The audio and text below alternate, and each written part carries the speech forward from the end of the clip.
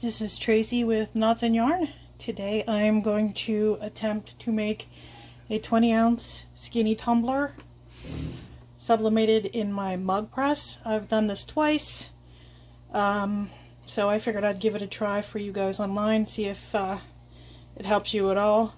I taped the seam here around the bottom and also in the top. You also need some cardboard so you can wedge it in there to make sure it comes in contact with the back. I usually use my phone as a timer, but I'm going to use my little Basset Hound timer here. So this doesn't have seconds on it, just minutes, so bear with me whenever I fumble with that. And here we go. I try to put the seam towards the back whenever I start. Get my cardboard ready. Alright, so here goes. Oh, I do this 4 times, about 1.5 minutes to maybe 2 minutes each rotation. So we'll do the one side with the seam, turn it around and do the other side. Then we flip it over and do the one side upside down for 1.5 minutes and then do it again. So you'll see. Alright, here we go. The hardest part is wedging it in here with the cardboard. So put it all the way down, and here we go. Timer. Like I said, we did this for about 1.5 minutes each.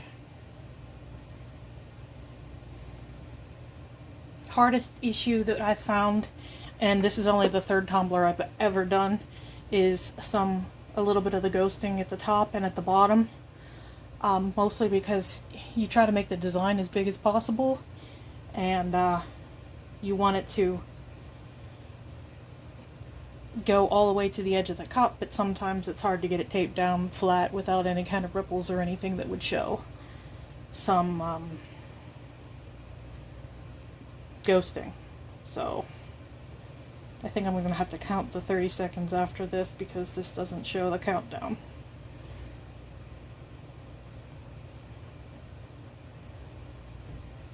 I said I always use my phone as a timer. I'm gonna have to get some other kind of something. I have a big, okay, and let's go here. Let's say 1,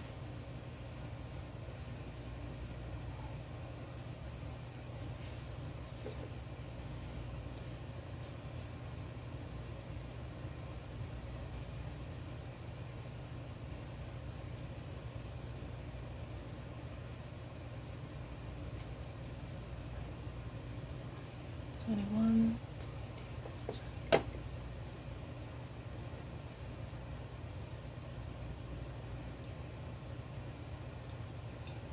Okay, now that's the 30 in my head.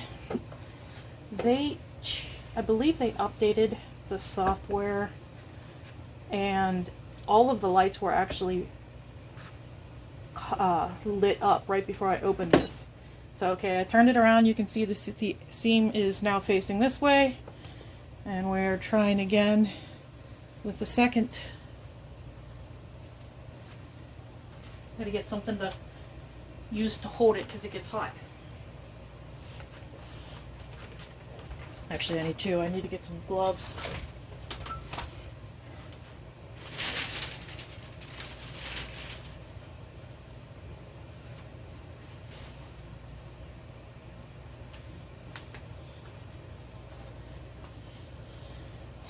Okay.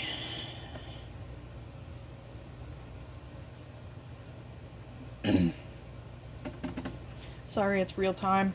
But at least you'll get to see how long it actually takes, which isn't that long. Okay, that's 1 minute, and then I'll count 30 seconds again.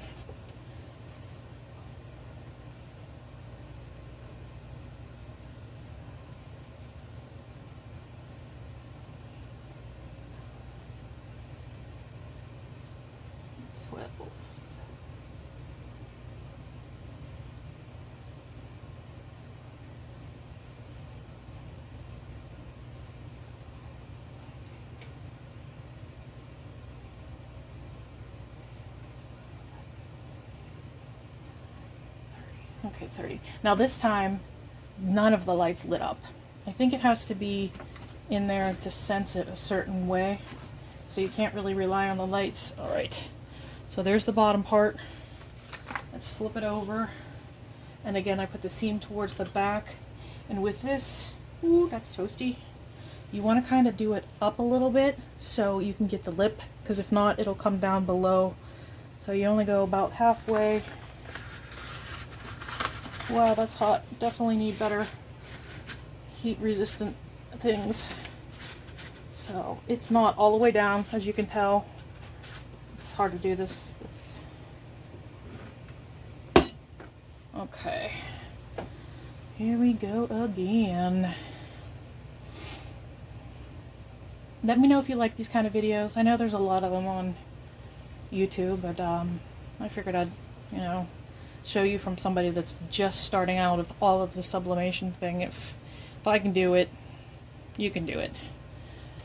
I invested in everything with the hopes of improving my, you know, my selling base and everything else. And it's definitely an investment. And it was one I thought long and hard about. And so far, I haven't sold anything. So it hasn't paid off yet, but I'm hoping maybe for the holidays that it will. If not, I'll be getting me a job. Back to Joanne Fabrics, I guess. Something, I don't know. But, okay. We're almost done with our first minute here. There we go. And then we'll...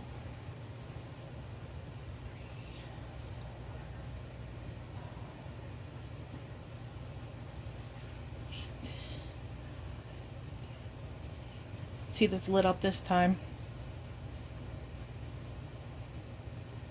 I think it has to do with the pressure.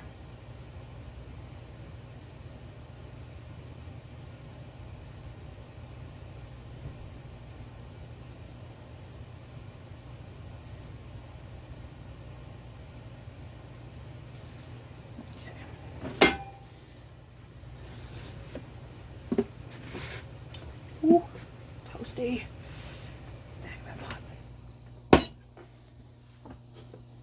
Now with sublimation, most people say the more you can see the image on the outside of the paper, the more the likelihood of it is that it actually sublimated. Which is odd because the ink goes onto the container, but the outside back end of the paper shows it more. Well, I don't know, but it seems to be the way of it. I also made some garden flags yesterday with some polyester burlap looking linen fabric that I got at Walmart. I made one, it turned out really cute. So once I find another design to make, I made Snoopy, and you know that tends to be copyright.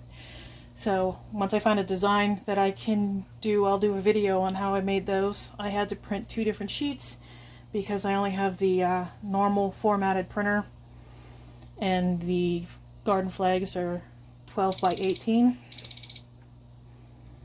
Okay.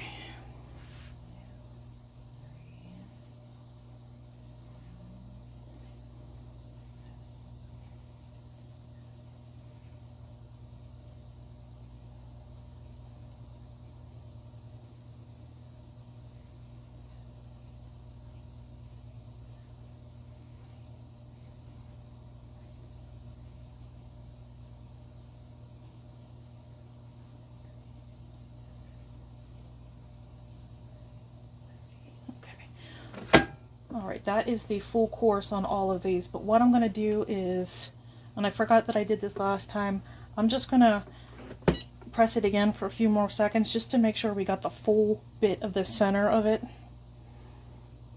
I'll press it and then I'll turn it, and then that'll be done. I'll flip the camera around and I'll show you what it looks like as I take the tape and everything off. This is more of just because I'm so new and I don't want to end up having the middle not cooked all the way.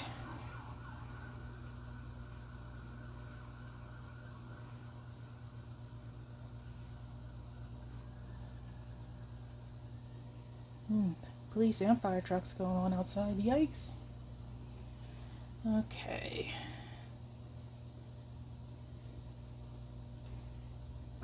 Alright, there's that all done. See, you can see the design through it, the words. It's not, the paper isn't browned like it's scorched or anything. Turn this off. I'm going to move this over to my stand and I'll flip you around. You'll see my other mess and me taking this out of here. Or taking the paper off and everything. Okay, here we are. I always get really nervous when it's time to take the paper off because I'm so afraid of ruining everything. But there's only one way to see, right? And the bottom is cool enough for me to touch now. Top is still pretty hot. Ooh.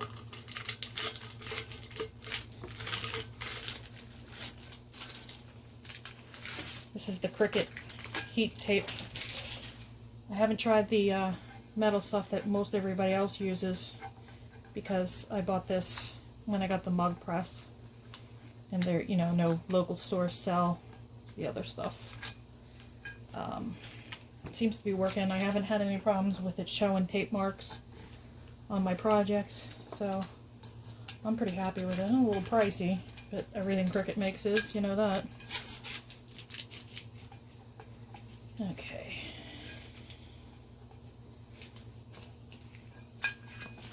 Alright, tape is all off, and here we go. Well, I knew the pattern was faded just because that's the way it is. So I think it turned out the colors that it was, although we have some issues here. I think that's just residue, yeah. It's a little light there. Just in the middle, and there was a little blurring on the stand part. There's my seam. So it's a pattern I made up, and it was hard to tell what the color background looked like because it was a faded one. So I haven't decided if I like it yet or not. It says united we stand, divided we fall. All of the paper and everything sublimated there. There's no ghosting up top, so I'm happy with that. The only issue I have is a little bit of area here, and that might have been whenever I was, you know, I think it's whenever you're flipping it around here. So maybe it would be better to pull the whole thing out, turn it, and then put it back in. And also here's that middle piece that I was worried about not hitting whenever you're, you know, doing the sublimation. But it can be done in the mug press. Practice makes perfect. Like I said, the biggest issue is just the middle part here and making sure that I get that all the way done. But there is the 20 ounce sublimated tumbler, straight tumbler in the Cricut mug press. If you like this video and you want to see me fumble my way through making more, click like and subscribe and hit that notification bell, and let me know if there's something else that you'd like me to try or show you how to work on. Thank you. Have a good day.